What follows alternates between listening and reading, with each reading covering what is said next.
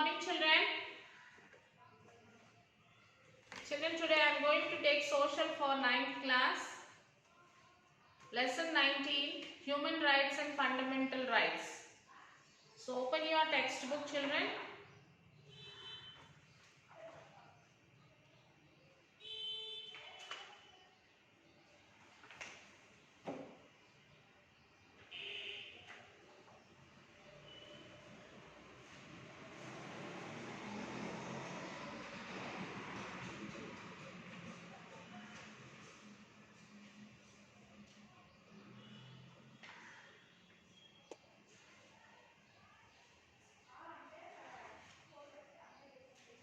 Okay.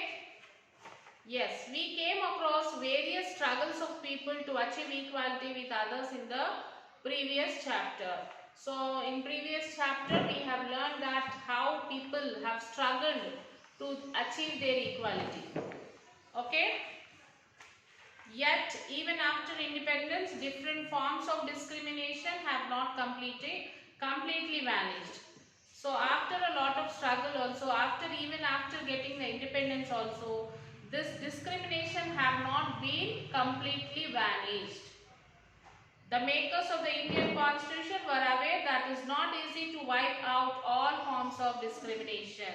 So they developed a constitution which would allow law to emerge to meet the varying needs and goals of the society. The constitution envisaged a society that is based on certain principles listed in the preamble. Any law which violates the preamble will be struck down. Okay, what are the rights? What are the rights? Rights are reasonable claims of a person.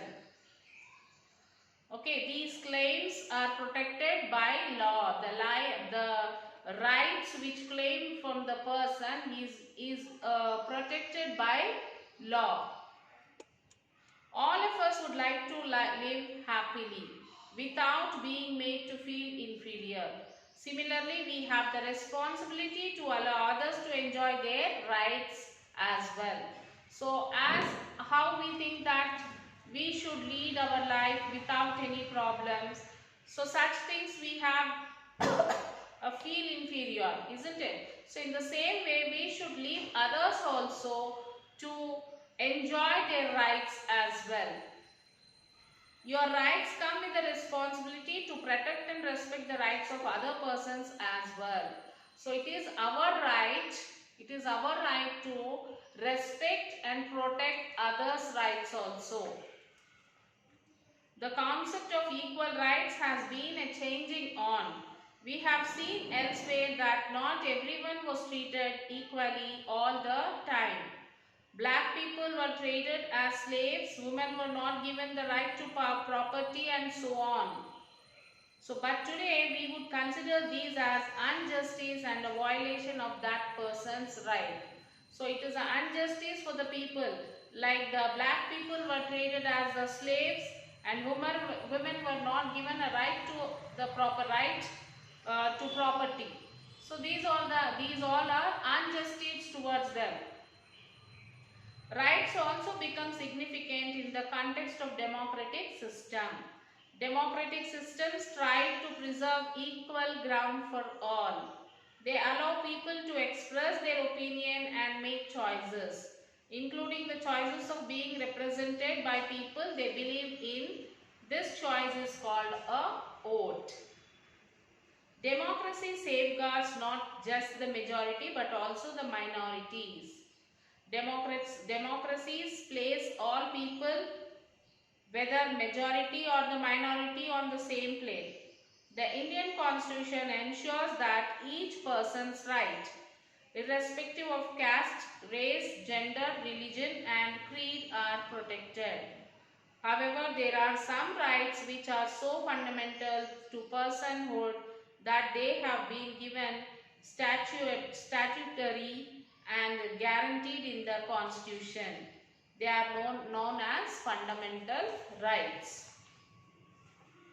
These rights are so important that they are also expressed by many of the democratic nations the world over and have been codified by the United Nations or United Nations organization.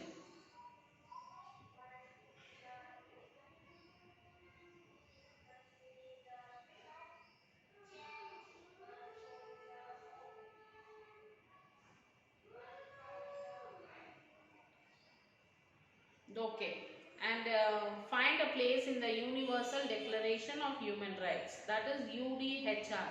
So children, you will have to remember all these abbreviations.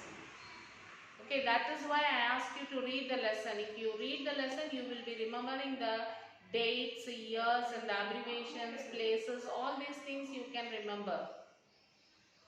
So the UDHR is a document to which many of the modern states are signatory to, implying that they will uphold all the basic human rights mentioned here. So fundamental rights in Indian Constitution. Fundamental rights find a place in Part 3 of the Constitution of India.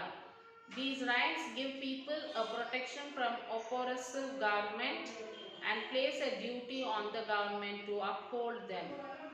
So they are so important that if they are violated by the government, any person has a right to approach the High Court or the Supreme Court directly without going to the lower courts for relief.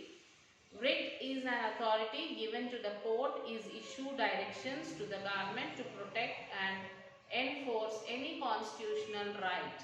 It is an inherent power given to the court.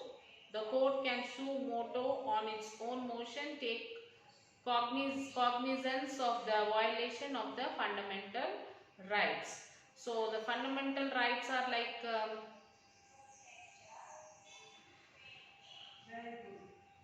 you can read out this fundamental rights. First one is right to equality. The Indian Constitution guarantee the rights to equality. So it includes most notable the following rights. Equal protection of law. The Constitution says that the government shall not deny to any person equality before the law or equal protection of the laws.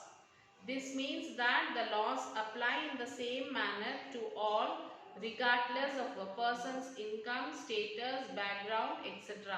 This is called the rule of law. The right to equality guarantees that all citizens shall be equally protected by the laws of the country. Right to equality is nothing but it guarantees the citizens that all the citizens are equal. Are equal and all the citizens are protected equally by the laws of our country. Whether she be an ordinary citizen, a minister, government official or a small farmer, everyone is under the same law. Whether a person can be an ordinary citizen or any minister, government officer or any small farmer, everyone will be under the same law. It means that the state cannot discriminate against and cannot make our professional treatment to any of the Indian citizen on the basis of their caste, creed, color, sex, gender, religion, office or place of birth. So there will be no discrimination among the people of their caste, their creed, their color, their sex, their gender, their religion, their office, nothing. Everyone are equal. Even a prime minister may be tried in a court of law and will have to attend the court just as an ordinary person would if there is an accusation of a crime. Even if anything is done by the prime minister, he also will have to attend the court just as an ordinary person attends the court, whether he may be prime minister or whoever it is.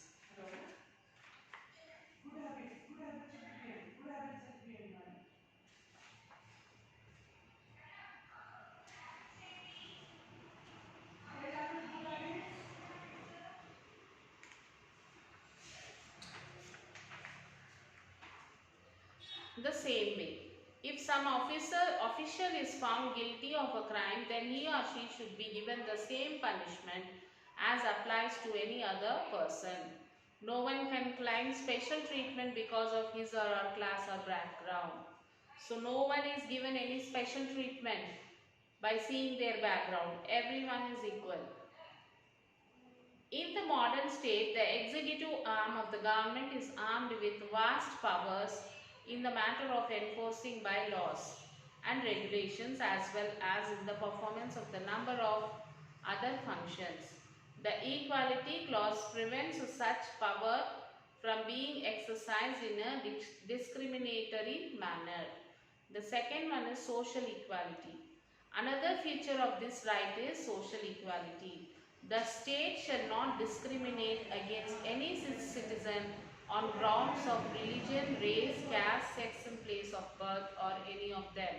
So the citizens and the state should not discriminate any of the citizen by their caste, creed, religion, race, sex, place of birth or any of them. They should not discriminate on any of these aspects.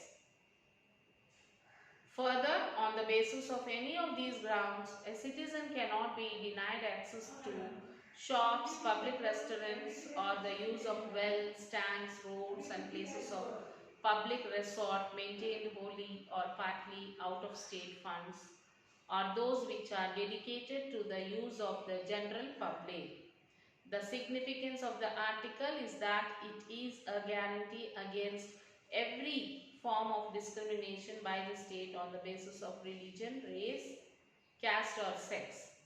So this right has, however, not two notable exceptions in its application. The first of these permits the state to make special provisions for the benefit of women and children. The second allows the state to make any special provisions for the advancement of any socially and educationally backward classes of citizens or for the scheduled caste and the scheduled tribes. The special treatment meted out to women and children is in the largest and the long range interest of the community itself. It also recognizes the social customs and background of the country as a whole and the historical disempowerment and oppressions of these people group.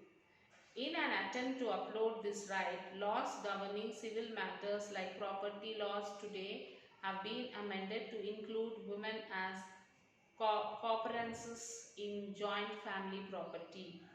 Thus, the Constitution permits the discrimination in reverse by reserving seats in educational institutions and by reserving posts or appointments in public services.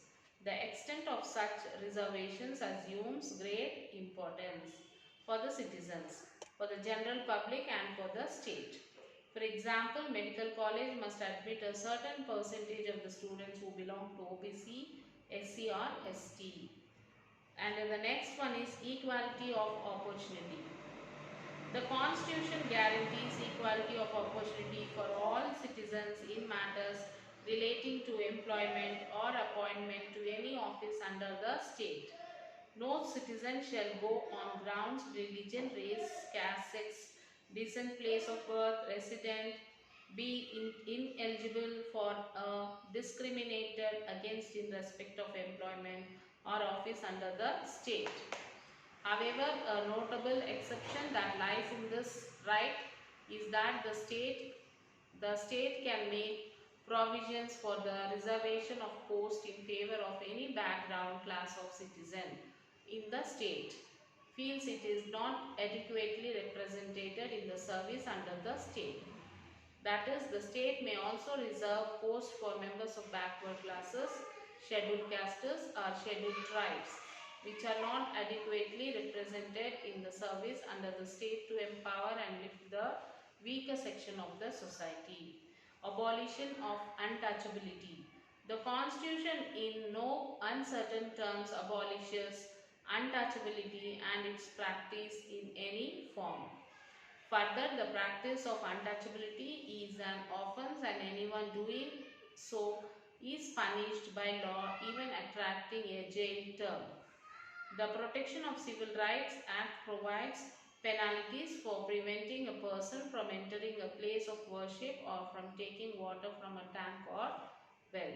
So, abolition of title in another move to remove arbitrary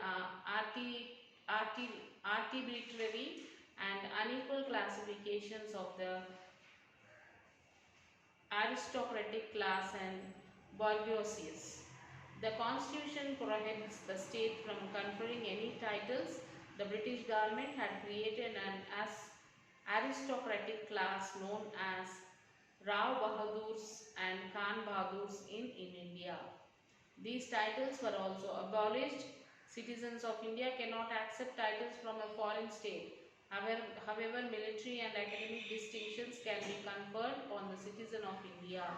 The awards like the Bharat Ratna, the Paramvir Chakra and the Padma Vibhushan cannot be used by the recipient as a title and do not accordingly to come with the constitution prohibition.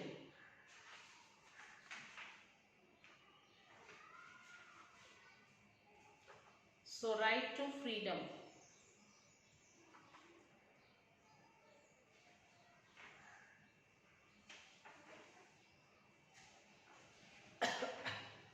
The Constitution of India also guarantees certain individual rights that were considered vital by the framers of the Constitution. The right to freedom guarantees the following 6 freedoms: freedom of speech and expression, freedom to assemble peaceful without arms, freedom to form association or union, freedom to move freely, freedom to reside and settle in any part of the territory of India, freedom to practice any profession or to carry on any occupation, trade or business. So, freedom of speech and expressions, this enables an individual to participate in public activities. Citizens are free to express their view in many ways such as through meetings, publications, plays, paintings, etc. So the citizens are freely, they have all authority to express their views in many ways. They can express that through meetings, publications, plays, paintings, etc. However, this right is a restrictive right and can be curtailed on the grounds of public order, security of state morality and public good. Hence, movies are subject to revive by the censor board in the interest of the public good, decay and morality. Again, there are various laws regulating free speech. Although we have the right to free speech, it is right which cannot be used without any thought. Our free speech must not be defamatory, immoral or illegal. Again, there are other laws. Speech must not be defamatory, and again there is other laws forbidden people to initiate others, tell others to rebel against the government. So, freedom to assemble peacefully without arms. On this, the state can impose reasonable restrictions in the interest of public order and the sovereignty and integrity of India. People have the right to come together or assemble for many reasons such as to hold meetings, to protect their rights, to discuss their problems or business, to exchange ideas and share views, etc. Everyone also has the right to carry out peaceful demonstrations, public meetings and rallies. However, there are some restrictions on this right. For example, any assembly should be conducted in a peaceful manner without the display or use of arms. Similarly, whenever a demonstration or a rally is organized, prior permission from the administration needs to be taken. So, freedom to form association or unions. The state can impose reasonable restrictions on this freedom in the interest of public order, morality and the sovereignty and integrity of India. People are free to form many kinds of association, cultural group, business associations, trade unions. For example, you may have heard that many factories have workers, unions. These unions hold meetings to discuss their problems. They make demands to the officers of the factory. Thus, the union protects the rights of the workers. Freedom to move freely. People have freedom to move freely throughout the territory of India. Though reasonable restrictions can be imposed on this right in the interest of the general public. For example, restrictions may be imposed on movement and traveling in order so as to control epidemics. Again, in some border areas, the government may think that free movement is posing problem for the security of the country and so impose restrictions on it. So, freedom to reside and settle in any part of the territory of India, which is also subject to reasonable restrictions by the state in the interest of the general public. And the freedom to practice any profession or to carry on any occupation, trade or business.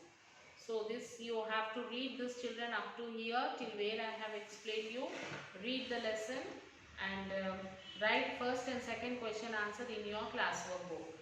So after writing, take the photo and send it to the school mail ID. Okay children, till then take care. We'll meet you in the next class.